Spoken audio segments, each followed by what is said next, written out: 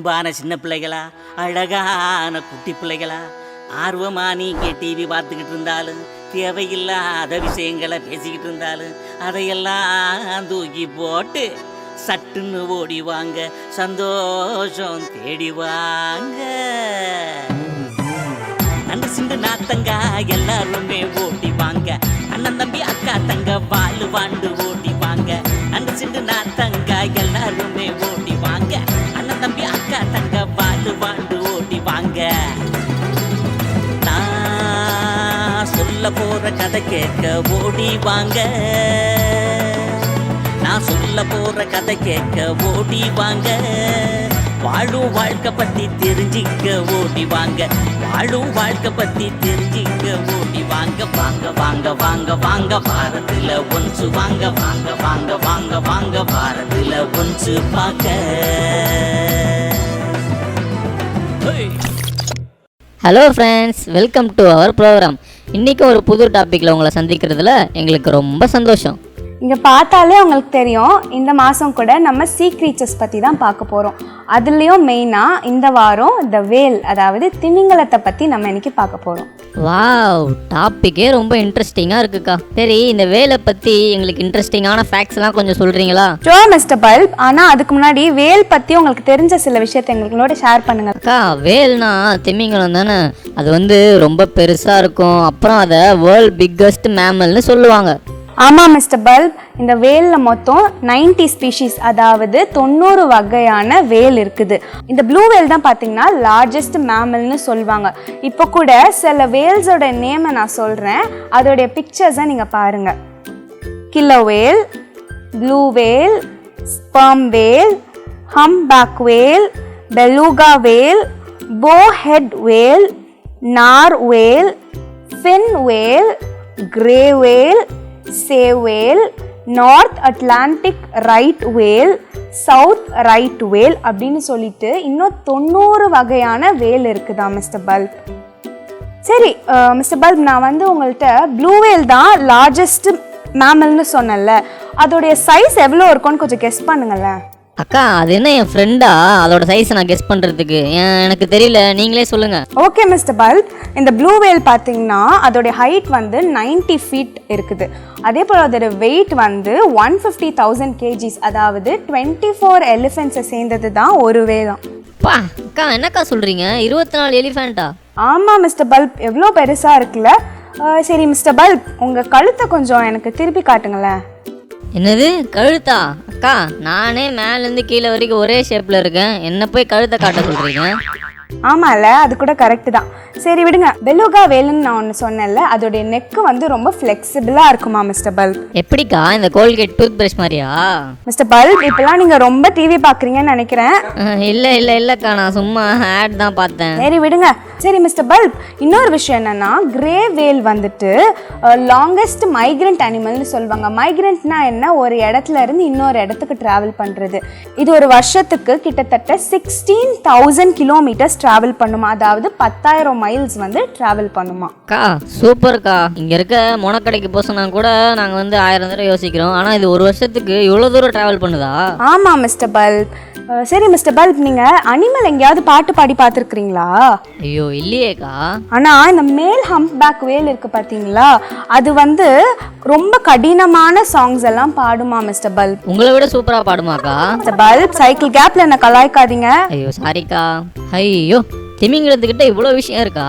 ஆமாம் mister bulb, இன்னொரு முக்கியமான இன்ட்ரெஸ்டிங் ஃபேக்ட் என்னன்னா, இந்த வேல் எப்போவுமே ஒன்றா தான் சேர்ந்து ட்ராவல் பண்ணுமா. இப்படி ஒன்றா சேர்ந்து ட்ராவல் பண்ணுற வேலை பாட்ஸ் அப்படின்னு சொல்லுவாங்க. இங்கே பார்த்தீங்கன்னா இந்த பாட்ல குறைஞ்சபட்சம் 2ல இருந்து அதிகபட்சம் 30 வேல் ட்ராவல் பண்ணுமா. அக்கா, என்னக்கா சொல்கிறீங்க? எனக்கெல்லாம் வெறும் ஐபாடு தான் தெரியும், இது என்ன பாடு? மிஸ்டர் பல்ப், இது ஐபாட்லாம் கிடையாது. இந்த பீன்லாம் பாட்ஸில் வரும் பார்த்துருக்கீங்களா, அதே மாதிரி தான் இந்த வேலையும் ஒன்றா வரும்போது பாட்ஸ்ன்னு சொல்லுவாங்க. அக்கா, எனக்கு ஒரு டவுட்டு. நம்ம பைபிளில் கூட யோனான கதையில் ஒரு திமிங்கலம் வந்துச்சுல, அது என்ன வகையான திமிங்கலம்? நல்ல ஆராய்ச்சி தான் மிஸ்டர் பல்ப். ஆனால் இதை பற்றி நம்ம டிஸ்கஸ் பண்ணுறதுக்கு முன்னாடி சீக்கிரம் போய் நம்ம எபிசோட பார்த்துட்டு வந்துடலாமா? ஓகே, போகலாமே. வாங்க வாங்க வாங்க வாங்க பாரதில ஒன்று பார்க்க.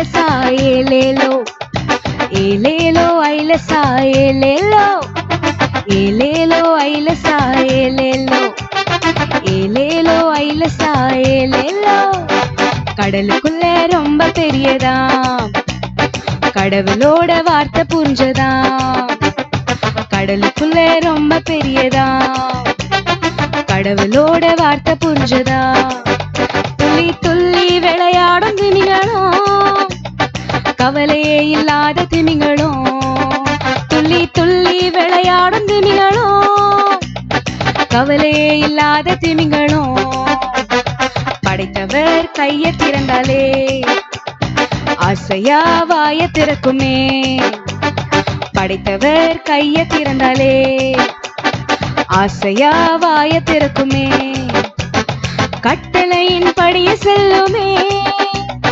கீழ்ப்படிந்து நன்றி சொல்லுமே கட்டளையின் படிய செல்லுமே கீழ்ப்படிந்து நன்றி சொல்லுமே கடலுக்குள்ள ரொம்ப பெரியதா கடவுளோட வார்த்தை புரிஞ்சதா படைத்தவர் கைய திறந்தாலே ஆசையா வாய திறக்குமே ஏலேலோ ஐலசா ஏலேலோ ஏலேலோ ஐலசா ஏலேலோ ஏலேலோ ஐலசா ஏலேலோ ஏலேலோ ஐலசா ஏலேலோ என்ன பாட்டது ஹலோ ஃப்ரெண்ட்ஸ், வந்துட்டீங்களா? அதுவா, நான் என்ன யோசிக்கிறேன்னு பார்க்குறீங்களா? இப்போது ஒரு பாட்டு போச்சுல்ல, அதில் லிரிக்ஸ்லாம் நல்லா தான் இருந்துச்சு. ஆனால் பாருங்களேன், எனக்கு ஒன்றுமே புரியல. அதில் ஏதோ கடலுக்குள்ள மீனா, அதுவும் பெரிய மீனா, கடவுள் ஏதோ கையை திறந்தாலே ஏதோ வாயை திறக்கும் என்னமோ சொன்னாங்க. எனக்கு ஒன்றுமே புரியல. உங்களுக்கு எதாவது புரிஞ்சுதா? ரைட், நீங்களும் புரியாமல் தான் பார்த்துட்ருக்கீங்கல்ல.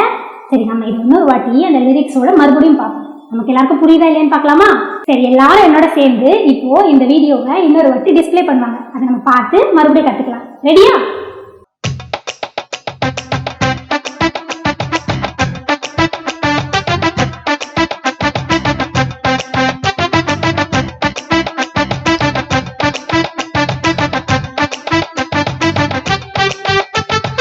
ஏலேலோ ஐலசா ஏலேலோ ஏலேலோ ஐலசா ஏலேலோ ஏலேலோ ஐலசா ஏலேலோ ஏலேலோ ஐலசா ஏலேலோ கடலுக்குள்ள ரொம்ப பெரியதாம் கடவுளோட வார்த்தை புரிஞ்சதாம் கடலுக்குள்ள ரொம்ப பெரியதாம் கடவுளோட வார்த்தை புரிஞ்சதாம் துள்ளி துள்ளி விளையாடும் திமிங்களும் கவலையே இல்லாத திமிங்களும் துள்ளி துள்ளி விளையாடும் திமிங்களும் கவலையே இல்லாத திமிங்களும் படைத்தவர் கைய திறந்தாலே ஆசையா வாய திறக்குமே படைத்தவர் கைய திறந்தாலே ஆசையா வாய திறக்குமே கட்டளையின் படிய செல்லுமே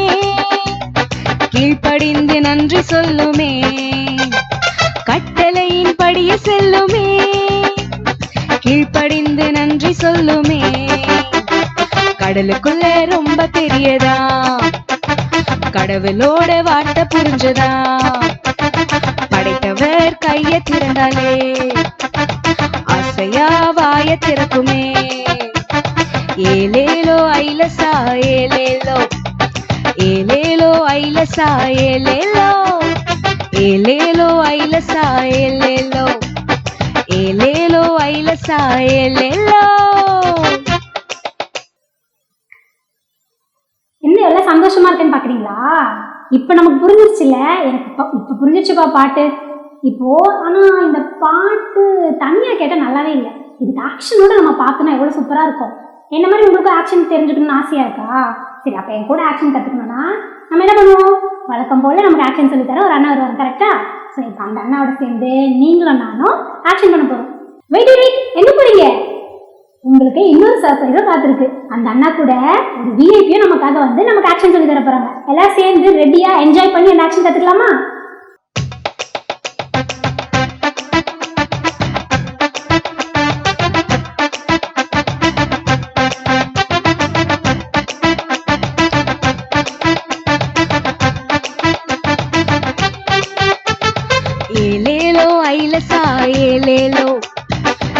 ஏலேலோ ஐலசா ஏலேலோ, ஏலேலோ ஐலசா ஏலேலோ, ஏலேலோ ஐலசா ஏலேலோ. கடலுக்குள்ள ரொம்ப பெரியதாம், கடவுளோட வார்த்தை புரிஞ்சதாம். கடலுக்குள்ள ரொம்ப பெரியதாம், கடவுளோட வார்த்தை புரிஞ்சதாம். துள்ளி துள்ளி விளையாடும் திமிங்களும், கவலையே இல்லாத திமிங்களும். துள்ளி துள்ளி விளையாடும் திமிங்களும், கவலையே இல்லாத திமிங்களும். படைத்தவர் கையை திறந்தாலே ஆசையா வாய திறக்குமே. படைத்தவர் கையை திறந்தாலே ஆசையா வாய திறக்குமே. கட்டளையின் படிய செல்லுமே, கீழ்ப்படிந்து நன்றி சொல்லுமே. கட்டளையின் படிய செல்லுமே, கீழ்ப்படிந்து நன்றி சொல்லுமே. கடலுக்குள்ள ரொம்ப பெரியதா, கடவுளோட வார்த்தை புரிஞ்சதா. படைத்தவர் கையை திறந்தாலே ஆசையா வாய திறக்குமே. ஏலேலோ ஐலசா ஏலேலோ, ஏலேலோ ஐலசா ஏலேலோ, ஏலேலோ ஐலசா ஏலேலோ, ஏலேலோ ஐலசா ஏலேலோ. வாவ், ஆக்ஷன் சூப்பரா இருந்துச்சுல. எனக்கு ரொம்ப பிடிச்சிருந்துச்சு, உங்களுக்கும் பிடிச்சிருக்குன்னு நான் நம்புறேன். சரி, இந்த ஆக்ஷனை இப்படியே நீங்க விட்டுறக்கூடாது, சரியா? எல்லாரும் சேர்ந்து இந்த ஆக்ஷனை டெய்லி ப்ராக்டிஸ் பண்ணி பாருங்க, ஓகேவா? உங்களுக்காக இன்னும் நெக்ஸ்ட் நிறைய சூப்பர் ப்ரோக்ராம்ஸ் வருது. எங்கேயும் போகாம நீங்க எல்லாத்தையும் வாட்ச் பண்ணுங்க, ஓகேவா? வாங்க வாங்க வாங்க வாங்க வாரத்துல ஒன்று பார்க்க. ஹலோ ஃப்ரெண்ட்ஸ், ஜானட் அக்கா உங்களுக்கு வேல் பத்தி நிறைய அமேசிங் ஃபேக்ட் சொல்லியிருந்தாங்கல்ல, எல்லாருக்கும் அது ஞாபகம் இருக்கா? இப்போவும் நம்ம வேல் எப்படி பண்ண போறதுன்னு பார்க்க போறோம். நம்ம இன்னைக்கு வேல் வந்து பேப்பர் பிளேட் வச்சு பண்ண போறோம். என்னென்ன பொருட்கள் தேவைன்னு பார்க்கலாமா? ஃபர்ஸ்ட் அதுக்கு நம்மளுக்கு பேப்பர் பிளேட் வேணும், அப்புறமா சிசர்ஸ் வேணும், அப்புறம் வந்து paint and then paint brush. இப்போ நம்ம வேல் எப்படி பண்றதுன்னு பார்க்கலாம். நான் இன்னைக்கு இந்த பேப்பர் பிளேட்ல வேலோட பாடிக்கு ப்ளூ கலர் பெயிண்ட் அடிச்சு வச்சிருக்கேன். அண்ட் வேலோட பாட்டம்க்கு ஹாஃப் வந்து ரெட் கலர் பெயிண்ட் அடிச்சு வச்சிருக்கேன். அண்ட் தென் வேலோட டெயில் அப்புறமா வந்து ஃபின்ஸ் வந்து கட் பண்ணி ப்ளூ கலர் பெயிண்ட் அடிச்சு வச்சிருக்கேன். இப்போ நம்ம எப்படி இதை அசம்பிள் பண்ணி எப்படி பண்றதுன்னு பார்க்கலாம். இப்போ நம்ம இந்த பாட்டம் பிளேட் எடுத்துக்கலாம். இதை நம்ம வந்து வாய்க்கு வந்து ரெட் கலர் பெயிண்ட் அடிச்சிருக்கோம்.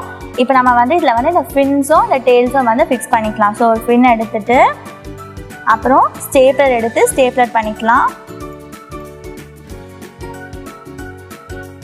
இந்த சைடும் அதே மாதிரி இன்னொரு ஃபின் எடுத்து ஸ்டேப்லர் பண்ணிக்கலாம். நெக்ஸ்ட் வந்து அதோட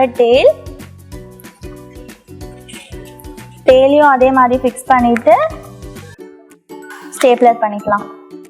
இப்போ நம்ம பாட்டம் பார்ட் ரெடி ஆயிடுச்சு.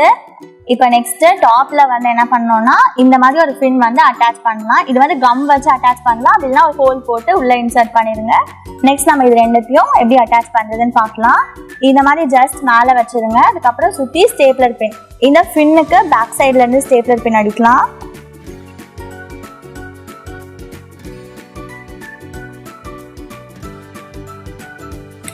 நெக்ஸ்ட் வந்துட்டு இந்த மவுத் போர்ஷனுக்கு இங்க பின்னாடி சிசர் வச்சு இந்த பின்னுக்கு பேக் சைட் கட் பண்ணிடலாம் குட்டியா.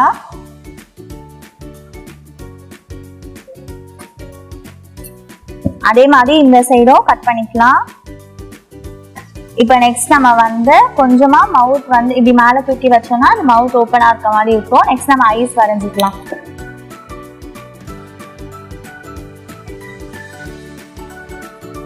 மார்க்கர் வச்சு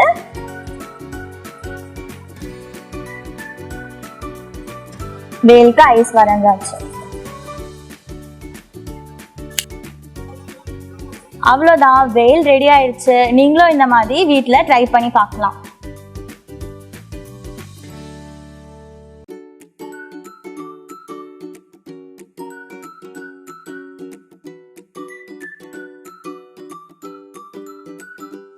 இப்பயும் நம்ம ஒரு வசனம் கத்துக்கலாமா? சங்கீதம் 104:28. நீர் கொடுக்க அவைகள் வாங்கி கொள்ளும். இந்த உலகத்திலே பெரிய உயிரினம் வேல் தான். அதுவே ஏசப்பா கொடுக்கும் போதுதான் சாப்பிடும். இன்னொரு வாட்டி வசனம் சொல்லலாமா? சங்கீதம் 104:28. நீர் கொடுக்க அவைகள் வாங்கி கொள்ளும். இப்ப எல்லாரும் என் கூட சேர்ந்து வசனம் சொல்றீங்களா? சங்கீதம் 104:28.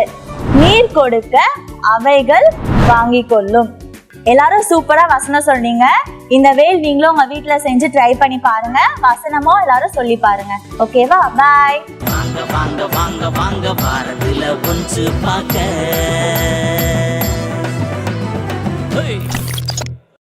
ஹலோ ஃப்ரெண்ட்ஸ், இந்த ஸ்டோரி டைம்லேயும் நான் ஒரு முக்கியமான நபரை பற்றி உங்களுக்கு சொல்ல போகிறேன். அதுக்கு முன்னாடி ஒரு சின்ன க்ளூ உங்களுக்கு கொடுக்க போகிறேன். நான் யாரை பற்றி சொல்ல போகிறேன்னு கண்டுபிடிக்கிறீங்களா? ஓகே, ஒரு இடத்த பற்றி சொல்கிறேன். CMC in Vellore, Christian medical college and hospital இன் வெல்லூர். சில பேருக்கு ஞாபகம் வந்திருக்கும் நான் யாரை பற்றி சொல்ல போகிறேன்னு. ஓகே, தெரிஞ்சவங்களுக்கு ஓகே, தெரியாதவங்களுக்கு அவங்கள பற்றி சொல்கிறேன், கேளுங்க. இந்த சிஎம்சி கிறிஸ்டியன் மெடிக்கல் காலேஜ் வெல்லூரில் இருக்கிற இந்த காலேஜ் 1900 துவங்கப்பட்டது. இது தமிழ்நாட்டிலேயே first hospital and first medical college. இந்தியாவிலேயே தலை சிறந்த ஒரு காலேஜில் ஒன்று, தலை சிறந்த ஹாஸ்பிட்டலில் ஒன்று. ஏன் அப்படின்னு சொன்னால், இந்த சிஎம்சி வெல்லூர் நிறைய அச்சீவ்மெண்ட்ஸ் பண்ணியிருக்காங்க. அதை சிலரை சொல்ல போகிறேன், நீங்களே ஆச்சரியப்படுவீங்க. ஃபர்ஸ்ட் காலேஜ் ஆஃப் நர்சிங் 1948 துவங்கியிருக்காங்க. First successful open heart surgery இந்தியாவிலேயே முதன்முறையாக 1961 பண்ணியிருக்காங்க. ஃபர்ஸ்ட் கிட்னி டிரான்ஸ்பிளான்ட் இன் இந்தியாவில் 1971 பண்ணியிருக்காங்க. ஃபர்ஸ்ட் போன் மேரோ டிரான்ஸ்பிளான்டேஷன் 1986 இந்தியாவில் பண்ணியிருக்காங்க. பார்த்தீங்களா, அந்த காலகட்டங்களிலே எவ்வளோ அச்சீவ்மெண்ட்ஸ் பண்ணியிருக்கிறாங்க. இதுக்கு முக்கியமான காரணம் நான் சொல்ல போகிறவங்க தான். சிலர் கண்டுபிடிச்சிருப்பீங்கள்ல, வெரி குட். தெரியாதவங்களுக்கு நான் சொல்கிறேன், அவங்க பேர் தான் டாக்டர் ஐடா சோஃபியா ஸ்கெடர். இவங்களுடைய லைஃப் ஹிஸ்ட்ரியை நான் உங்களுக்கு கொஞ்சம் சொல்லட்டுமா? ரெடியா? ஓகே. தமிழ்நாட்டில் ஒரு நல்ல அழகிய ஊர் திண்டிவனத்தில் டாக்டர் ஜான் ஸ்கெடருக்கும் சோஃபியாவுக்கும் பிறந்தது தான் இந்த ஐடா சோஃபியா ஸ்கெடர். இவங்க 1870 டிசம்பர் 9 திண்டிவனத்தில் பிறந்தாங்க. இவங்க அம்மாவும் இவங்க அப்பாவும் இந்தியாவில் தமிழ்நாட்டில் ஒரு மெடிக்கல் மிஷனரிஸாக சர்வீஸ் பண்ணிகிட்டு இருந்தாங்க. அந்த நேரங்களில் ஜனங்கள் மத்தியில் ரொம்ப பாவர்ட்டி, ரொம்ப வியாதி, மலேரியா போன்ற பல வியாதிகள்னால மக்கள் கஷ்டப்பட்டுட்டு இருந்ததுனால இவங்க இந்த மெடிக்கல் மிஷனரி சர்வீஸை ரொம்ப சந்தோஷமாக பண்ணிக்கிட்டு இருந்தாங்க. மக்களுக்கு உதவி செய்கிறது, மக்களுக்கு ட்ரீட்மெண்ட் பார்க்குறதெல்லாம் இவங்களுடைய பிரதானமான வேலையாக இருந்தது. இந்த சூழ்நிலையில் ஐடா பிறந்ததுனால, அவங்க ரொம்ப கஷ்டமான சூழ்நிலையாக இருந்ததுனால ஐடா ஸ்கெடரை அவங்க யூஎஸ்க்கு படிக்கிறதுக்கு அனுப்பிட்டாங்க. நாட்கள் அப்படியே போயிட்டே இருந்தது. ஒரு குறிப்பிட்ட நாளில் சோஃபியா, அதாவது ஐடாவுடைய அம்மாவுக்கு உடம்பு சரியில்லாமல் ஆயிடுச்சு. அதனால யூஎஸ்ல இருந்து ஐடா ஸ்கெடர் திரும்ப இந்தியாவுக்கு வந்தாங்க. அவங்க அப்பாவுக்கு உதவி செய்துக்கிட்டு, அம்மாவுக்கு உதவி செய்துக்கிட்டு ஐடா ஸ்கெடர் அந்த இடத்துல வாழ்ந்துட்டு வந்தாங்க. ஒரு நாள் சாயங்கால வேளையில் ஒரு நபர் ஓடி வருகிறார். ஓடி வந்து ஐடாவை பார்த்து, அம்மா அம்மா, என்னுடைய ஒய்ஃபுக்கு பிரசவ வேதனை வருது, நீங்கள் வந்து அவங்களுக்கு பிரசவம் பார்க்கணும் அப்படின்னு சொல்கிறார். அப்போ ஐடா ஸ்கெடர் சொல்கிறாங்க, நான் மெடிக்கலுக்கு படிக்கலை, நான் டாக்டர் இல்லை, எங்கள் அப்பாவை அனுப்புகிறேன் அப்படின்னு சொல்கிறாங்க. அந்த மனுஷன் என்ன பண்ணுறாரு, இல்லை இது எங்களுடைய கல்ச்சரில் ஒரு பெண்ணுக்கு ஒரு பெண் டாக்டர் தான் பிரசவம் பார்க்கணும், அதனால் ஆண் டாக்டர்லாம் வேண்டாம் அப்படின்னு சொல்லிட்டாங்க அப்படின்னு சொல்லிட்டு போயிட்டார். ஒரு நல்ல இரவு நேரத்தில் மறுபடியும் இன்னொரு நபர் ஓடி வந்து ஐடாவை பார்த்துமா, என்னுடைய ஒய்ஃபுக்கு பிரசவ வேதனை வந்துருச்சு, நீங்கள் வந்து பிரசவம் பாருங்க அப்படின்னு சொல்லி சொல்கிறாங்க. நான் டாக்டருக்கு படிக்கல, எங்கள் அப்பா தான் டாக்டர், எனவே நான் பிரசவம் பார்க்க அவங்கள அனுப்புகிறேன் அப்படின்னு சொல்லும்போது அவரும் அதே போல் சொன்னார், இல்லை எங்கள் கல்ச்சரில் பெண் தான் பெண்களுக்கு பிரசவம் பார்க்கணும் அப்படின்னு சொல்லிட்டு அவரும் போயிட்டார். இதே போல் இன்னொருத்தரும் வந்தார். அந்த நாள் அப்படியே போயிடுச்சு. அடுத்த நாள் காலையில் ஐடாவுக்கு ஒரு நியூஸ் வருது. அந்த பிரசவ வழியில் அந்த 3 பெண்களும் மரித்து போயிட்டாங்க அப்படின்னு சொல்லி ஒரு செய்தி வருது. இதை கேட்ட உடனே ஐடாவுக்கு ரொம்ப துக்கமாயிருச்சு. அதுக்கு முன்னாடி வரைக்கும் ஐடாவுக்கு இந்த மெடிக்கல் லைன்னாலே பிடிக்காது. இந்த 3 லாஸை பார்த்து அவங்களுடைய மனசு ரொம்ப வேதனைப்பட்டது. ஜீசஸ்ட்ட போய் ப்ரேயர் பண்ணுறாங்க. ஆண்டவரே அப்படின்னு சொல்லி ப்ரேயர் பண்ணும்போது அவங்களுக்கு ஒரு ஆசை வருது. சரி, இந்தியாவில் இவ்வளோ கஷ்டப்படுறாங்களே, இந்தியாவில் ஒரு பெண் டாக்டர் கூடவா இல்லை, ஒரு நர்ஸ் கூடவா இல்லை பெண் பிரசவம் பார்க்கறதுக்கு அப்படின்னு சொல்லி அவங்க என்ன பண்ணாங்க, முடிவெடுத்தாங்க. அன்னைக்கு ப்ரேயர் பண்ணிவிட்டு நான் நிச்சயம் மெடிக்கல் படிச்சுட்டு திரும்ப இந்தியாவுக்கு வந்து ஒரு சர்வீஸ் பண்ண போகிறேன் அப்படின்னு சொல்லி ப்ரேயர் ஃபுல்லோட யூஎஸில் போய் அந்த மெடிக்கல் காலேஜில் சேர்ந்து மெடிக்கல் படிக்க ஆரம்பித்தாங்க. கார்னல் மெடிக்கல் காலேஜில் சேர்ந்து மெடிக்கல் படிக்க ஆரம்பித்தாங்க. சரியாக 1894 திரும்ப இந்தியாவுக்கு வந்து அவங்க மெடிக்கல் படிப்பெல்லாம் முடிச்சுட்டு திரும்ப இந்தியாவுக்கு வந்து அவங்க தன்னுடைய மருத்துவ பணியை ஆரம்பித்தாங்க. அப்போது ஒரு பெட்டை போட்டு ட்ரீட்மெண்ட் பார்க்க ஆரம்பித்தாங்க. ஒரு 40 பெட்ஸை போட்டு ட்ரீட்மெண்ட் பார்க்க ஆரம்பித்தாங்க. ஆட்கள் நிறைய வர வர இவங்களுக்கு ஒரு ஐடியா வந்துச்சு, இங்கே படித்தவங்களையே நம்ம ட்ரைனிங் கொடுத்து அவங்களையும் ட்ரீட்மெண்ட் பார்க்க வைக்கலாமேன்னு சொல்லி அப்படி ஒரு காலேஜ் ஆரம்பித்தாங்க. இப்படி படிப்படியாக துவங்கினது தான் இந்த சிஎம்சி ஹாஸ்பிட்டல் அண்ட் காலேஜ். அப்படி ஆரம்பித்து அங்கே நிறைய பேர் ட்ரீட்மெண்ட் பார்த்து அநேகர் சுகம் பெற்றிருக்கிறாங்க. நான் முன்னாடி சொன்னேன் பார்த்தீங்களா, ஹார்ட் டிரான்ஸ்பிளான்டேஷன், கிட்னி டிரான்ஸ்பிளான்டேஷன், இதெல்லாம் பண்ணி ரொம்ப சாதனை படைத்த இடம் தான் இந்த சிஎம்சி வெள்ளூரில் இருக்கிற அந்த இடம். இதுக்கு முக்கிய காரணம் யாருன்னு சொன்னால் இந்த ஒரு தனி நபர், ஐடா சோஃபியா ஸ்கெடர். அது மட்டும் இல்லை, இவங்களால் உருவாக்கப்பட்ட அந்த சிஎம்சி காலேஜ் அண்ட் ஹாஸ்பிட்டலில் நிறைய பேர் ட்ரீட்மெண்ட் பெற்று சுகமாக போயிருக்கிறாங்க. அந்த காலேஜில் வருஷத்தில் நிறைய லேடி டாக்டர்ஸ் உருவாகிருக்கிறாங்க, நிறைய ஜென் டாக்டர்ஸ் உருவாகிருக்கிறாங்க. வெளிநாடுகள்லேருந்து வெளி மாநிலங்கள்ல இருந்துலாம் இந்த வெள்ளூரில் வந்து படித்து ஒரு எம்பிபிஎஸ் ஆகி போயிருக்கிறாங்க. அப்படிப்பட்ட ஒரு பெரிய அச்சீவ்மெண்ட் பண்ணியிருக்கிற ஒரு தனி நபர் தான் இந்த ஐடா ஸ்கெடர். அவங்க வாழ்க்கையில் இந்த மெடிக்கல் படிக்கணும்னு ஆசையே இல்லை. அந்த சம்பவத்தை பார்த்த பிற்பாடு அவங்களால மெடிக்கல் படிக்காமல் இருக்க முடியல. படித்தாங்க, அநேக உயிரை காப்பாற்றினாங்க, அநேக உயிரை காப்பாற்றுகிற டாக்டர்ஸை உருவாக்கிட்டாங்க. இதுக்கு ரிலேட்டடாக பைபிளில் ஒரு நபர் இருக்கிறார். அவர் பேர் தான் யோனா. ஆண்டவர் அவரை பார்த்து, நீ நினிவேக்கு போய் அங்கே இருக்கிற ஜனங்களுக்கு சொல்லு, நீங்கள் ரொம்ப தப்பு செய்கிறீங்க, கடவுள் உங்களை அழிக்க போகிறாருன்னு சொல்லு அப்படின்னு சொல்லி காட் அவர்கிட்ட ஒரு மெசேஜை கொடுக்குறார். ஆனால் யோனாக்கு அந்த நினிவேக்கு போக விருப்பமே இல்லை. அவர் என்ன பண்ணுறாரு, ஷிப்பில் ஏறி தர்ஷீஷுக்கு போகிறார், கப்பலில் ஏறி தர்ஷீஷுக்கு போகிறார். போயிட்டுருக்க சூழ்நிலையில் ஆண்டவர் சொன்ன, கடவுள் சொன்ன, காட் சொன்ன வார்த்தைக்கு கீழ்ப்படியாமல் அவர் தர்ஷீஷ்க்கு போயிட்டுருக்கிற நேரத்தில் கடல் பெரிய அலையில் மாட்டி கொந்தளித்து கவிழ்ந்து போகிற அளவுக்கு பெரிய காற்று கொந்தளிப்பு. இந்த நேரத்தில் ஜனங்கள், அங்கே போகிற ஜனங்கள் எல்லாம் பயந்து இது யாரால் வந்ததுன்னு கலங்கி இருக்கிற நேரத்தில் எல்லாரும் சேர்ந்து கண்டுபிடிக்கிறாங்க, இது இந்த யோனாவனால தான் வந்ததுன்னு சொல்லி. அவர் என்ன சொல்கிறாரு, நீங்கள் என் நிமித்தம் பயப்பட வேண்டாம், என்னை கடலில் தூக்கி போட்டுருங்க, இந்த கடல் அமைதியாயிரும்னு சொல்கிறார். உடனே என்ன பண்ணுறாங்க, அவங்க ப்ரே பண்ணிவிட்டு தூக்கி கடலில் போட்டுடுறாங்க. போட்ட உடனே காட் அவருக்கு அங்கே ஒரு லெசன் டீச் பண்ணுறாரு. எப்படி ஐடா ஸ்கெடருக்கு ஒரு லெசன் டீச் பண்ணாரோ அதே போல் இந்த யோனாவுக்கு ஒரு லெசன் டீச் பண்ணுறாரு. எல்லாரும் சேர்ந்து இவரை கடலில் தூக்கி போட்டுடுறாங்க. நம்ம ஒன்று நினச்சா கடவுள் ஒன்று செய்வார், கரெக்ட் தானே? அது நல்லதுக்கு தானே? அதனால காட் என்ன பண்ணாரு, ஒரு திமிங்கலத்தை அங்கே வர வச்சு யோனாவை விழுங்க வச்சிட்டார். யோனாவை விழுங்கின உடனே அது சாப்பிடவும் இல்லை. 3 நாள் சாப்பிடாம என்ன பண்ணிச்சு, அப்படியே போய் போய் போய் போய் அந்த 3ஆவது நாளில் நினிவேல அவரை கக்கிருச்சு.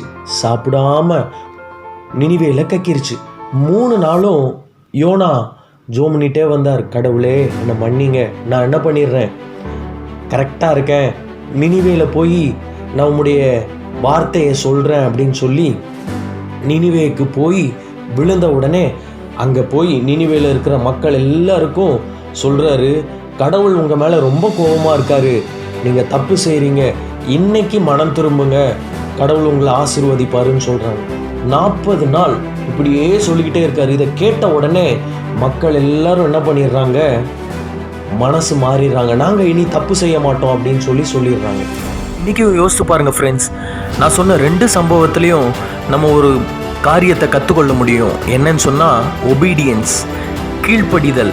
டாக்டர் ஐடாஸ் கடரை பார்க்கும்போது முதல்ல மெடிக்கல் படிக்கணும்னு அவங்க ஆசையே இல்லை. ஆனால் ஜனங்கள்லாம் கஷ்டப்படுறத பார்த்து காட் அவங்க உள்ளத்தில் பேசினதுனால விருப்பமே இல்லை, ஆனால் காடுக்காக நான் செய்யணும் அப்படின்னு சொல்லி அந்த வார்த்தைக்கு கீழ்ப்படிஞ்சு ஒபீடியண்ட்டாக கமிட்மெண்ட்டோட அவங்க அந்த எம்பிபிஎஸ்ஸை படித்து தமிழ்நாட்டில் எல்லா மக்களுக்கும் உதவி செஞ்சாங்க.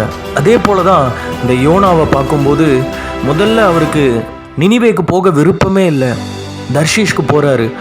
ஆனால் கடவுளுக்கு கீழ்ப்படிஞ்சு சரி நான் எப்படியாவது செய்கிறேன் அப்படின்னு சொல்லி அவர் ப்ரே பண்ண நேரத்தில் மறுபடியும் நினிவேக்கு போய் பிரசங்கம் பண்ணுறாரு.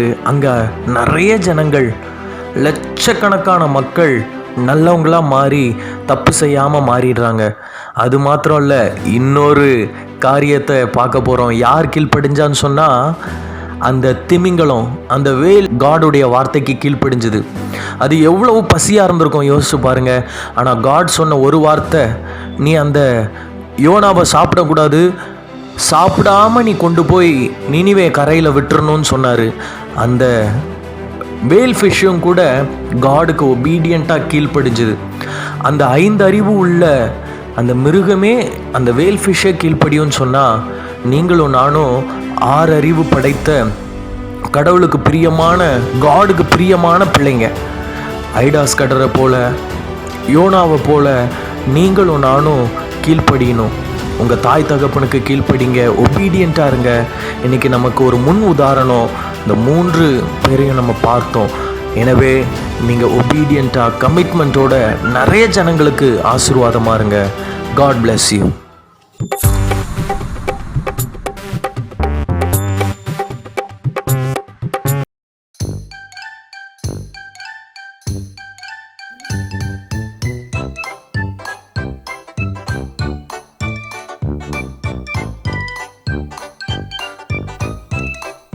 சரோஜக்கா, சரோஜக்கா, சரோஜக்கா, சொல்லுங்க. காரணத்தை நீங்களா இருக்குதுக்கா. என்ன சரோஜக்கா கூவி கூவி விட்டுட்டு இருப்ப? நான் வந்து பக்கத்துல இருந்து 3 வாட்டி கூப்பிட்டதுக்கு அப்புறம் தான் முடிக்கிறேன். என்னாச்சு உனக்கு? அது ஏன்டா கேட்குறேன். என் புருஷன் 3 நாளைக்கு முன்னாடி போட்ல போனார், வந்ததுக்கு போனாருக்கா. இன்னுமே ஆளக்கான. 3 நாளைக்கு முன்னாடியா? நீ நியூஸ் பாக்குறதே இல்லையா? ஏன் என்னக்காச்சு? ஐயோ, புயல் வருதுன்னு சொல்லிட்டு 3 நாளைக்கு முன்னாடியே ரெட் அலர்ட் பண்ணிட்டாங்க. யாருமே கடலுக்கு போகக்கூடாது மீனவர்கள்லாம் அப்படின்னு சொல்லிட்டு கவர்மெண்ட் சொல்லிடுது. இதெல்லாம் கேட்கறது இல்லையா நீங்க? ஐயோ, அந்த மனுஷனுக்கு தெரிஞ்சுதான் போனாரோ தெரியாம போனாரோ தெரியலையே. என்னக்கா பண்றது இப்போ? கவர்மெண்டோட ரூல்ஸ் எல்லாம் ஃபாலோ பண்ணனா இப்படிதான் மாட்டிக்கணும். இந்த மாதிரி தான் பைபிள்லயும் ஒரு சம்பவம் இருக்குது. ஆண்டவர் ஒரு யோனான்ற ஒருத்தரை ஒரு ஊருக்கு போக சொன்னார். அவர் பாட்டுக்கு வேற ஒரு ஊருக்கு கப்பல் ஏறி போயிட்டாரு. அந்த கப்பல் நடுக்கடல போகும்போது பயங்கரமான புயல்ல மாட்டிடுச்சு. கடைசியில் அவரை தூக்கி கடல்ல போட்டாங்க. அச்சோ, கடல்லையா? ஆமா, கடல்ல போட்டது மட்டும் இல்ல, ஒரு மீன் வந்து அவர் அப்படியே முழுங்கிடுச்சு. அச்சோ, என் புருஷனை எந்த மீன் முழுந்துச்சோ அந்த மீன் என்ன கெடியாக போகுதுன்னு தெரியலையே கடவுளே. ஓ, புருஷனே என்ன ஆனாலும் கவலைப்படாம மீனை பத்தி கவலைப்பட்டு இருக்கிற? அதானே என் வியாபாரம். சரி சரி, கவலைப்படாத. அந்த யோனா என்ன பண்ணாரு தெரியுமா? மீன் வயிற்றுக்குள்ள இருந்து தன்னுடைய தப்பை உடனே ஜோம் பண்ணாரு. ஆண்டவரே, நான் கீழ்ப்படியாம போயிட்டேன், என்னை காப்பாத்துங்க, இனிமே நான் அப்படிலாம் செய்ய மாட்டேன்னு சொல்லி ஜோம் பண்ணாரு. அதனால ஆண்டவர் அந்த மீனுக்கு கட்டளை கொடுத்தார். அந்த மீன் கரைக்கு வந்து அந்த யோனாவை அப்படியே கட்டி போட்டுடுச்சு. அதுக்கப்புறம் அவர் உயிரோட பிழைச்சிட்டாரு. நீயும் அந்த மாதிரி ஆண்டவரை ஜோம் பண்ணு. ஆண்டவர் ஜோம் என் புருஷன் கீழ்ப்படியாம போயிட்டாரு, ஆண்டவரே மன்னிச்சிடுங்க, எப்படியாச்சும் என் புருஷனை காப்பாத்துங்க, நீ ஜோம் பண்ணா ஆண்டவர் உங்களுக்கு ஜபத்தை கேட்டு அவரை கொண்டு வந்துருப்பாரு. சரியா? சரிக்கா, கண்டிப்பா பண்றேக்கா. நானு என்ன பண்ணீங்களா? பாத்தீங்களா, இந்த சரோஜாக்காவோட வீட்டுக்காரு விட்டாளத்தை பண்ணியும் அதை வந்து மதிக்காம போயிட்டாரு. பாருங்க, கவர்மெண்ட் எதுக்காக நம்மளுக்கு இந்த மாதிரி ரூல்ஸ் எல்லாம் கொடுக்குறாங்க? நம்ம பாதுகாப்புக்காக தானே. வண்டியில போகும்போது ஹெல்மெட் போடணும், டிராஃபிக் ரூல்ஸை ஃபாலோ பண்ணணும், இதெல்லாம் இதுக்காக நம்ம உயிரோடு இருக்கணும், நம்ம பாதுகாப்பா இருக்கணும்ன்றதுக்காக தான் கவர்மெண்ட் சொல்லுது. இந்த மாதிரி ரூல்ஸ் எல்லாம் ஃபாலோ பண்ண போனோம்னா நம்மளுடைய வாழ்க்கையில பிரச்சனை தான் வரும். இனிமே நம்ம அப்படிலாம் செய்யாம எல்லாத்துக்கும் நம்ம கீழ்படியணும். ஆண்டோடைய வார்த்தைக்கும் கீழ்படியணும், கவர்மெண்டோட ரூல்ஸுக்கும் கீழ்படியணும். கீழ்படுவீங்களா? செஞ்சக்கா, ஒன்றும் கவலைப்படாதீங்க. என்ன சரி, நினைக்கிறேன் இதெல்லாம் ஒரு கவர்ல போட்டு கொடுங்க. சரிக்கா, காசு கொடுக்காம. மிஸ்டர் பல்ப், நீங்கள் கேட்ட கொஸ்டினுக்கு ஆன்சர் ஸ்பெர்ம் வேல். அக்கா, ப்ரோக்ராம்லாம் நீங்கள் கரெக்டாக கவனிச்சிருக்கீங்க போல. மிஸ்டர் பல்ப், நான் எல்லா ப்ரோக்ராமையும் ஒழுங்காக தான் கவனிக்கிறேன். சரி, ஓகேக்கா. அப்போனா இந்த திமிங்கலத்தை பற்றி உங்களுக்கு ஏதாச்சும் ஃபேக்ட்ஸ் தெரிஞ்சால் கொஞ்சம் சொல்லுங்களேன். ஓகே மிஸ்டர் பல்ப், இந்த ஸ்பெர்ம் வேல் இருக்குல்ல, அது வந்து கவுக்கு இருக்கிற மாதிரியே அதுக்கு வந்து 4 ஸ்டமக் இருக்குதான். அது மட்டும் இல்லாமல் அதோடைய வயிற்றுல நிறைய டைஜஸ்டிவ் ஜூஸ் இருக்கான். இப்போ பார்த்தீங்கன்னா அந்த வேலோடைய வயிற்றில் வந்து ஆக்சிஜன் லெவல் கம்மியாக இருக்குது. ஆனால் மனுஷனுக்கு வந்து ஆக்சிஜன் வந்து இருந்தால் தான் மனுஷனால் உயிர் வாழ முடியும். ஆனால் இந்த யோனா வயிற்றுக்குள்ளே இருக்கும் பொழுது அவர் வந்து ஆக்சிஜனே இல்லாமல் சர்வைவ் பண்ணது பெரிய மிரக்கல் தான். ஏன்னா ஆண்டவர் வந்து யோனாவை காப்பாற்றினார். என்ன ஃப்ரெண்ட்ஸ், இன்னைக்கு ப்ரோக்ராம்லாம் பார்த்தீங்களா? அந்த எவ்வளோ பெரிய திமிங்களும் ஆண்டவருடைய பேச்சை கேட்டு அது எவ்வளோ கரெக்டாக நடந்துச்சு. ஆனால் இந்த யோனா அண்ணன் கீழ்ப்படியாமல் திமிங்கலத்தோட வயிற்றுல போய் மாட்டிக்கிட்டாரு. இதனால் அவருக்கும் கஷ்டம், அந்த மீனுக்கும் கஷ்டம். இது போல் நீங்களும் யாருக்கும் கஷ்டம் கொடுக்காம ஆண்டவருடைய சொல்லுக்கு கீழ்ப்படியணும். ஓகே ஃப்ரெண்ட்ஸ், இந்த வாரமும் நிறைய விஷயத்த நீங்கள் கற்றுக்கிட்டீங்க. இதை வந்து இந்த வாரம் ஃபுல்லாக உங்கள் லைஃப்பில் ப்ராக்டிஸ் பண்ணுங்கள். பாய் பாய். வாங்க வாங்க வாங்க வாங்க வாரத்துல ஒன்று வாங்க வாங்க வாங்க வாங்க வாங்க வாரத்துல ஒன்று பார்க்க.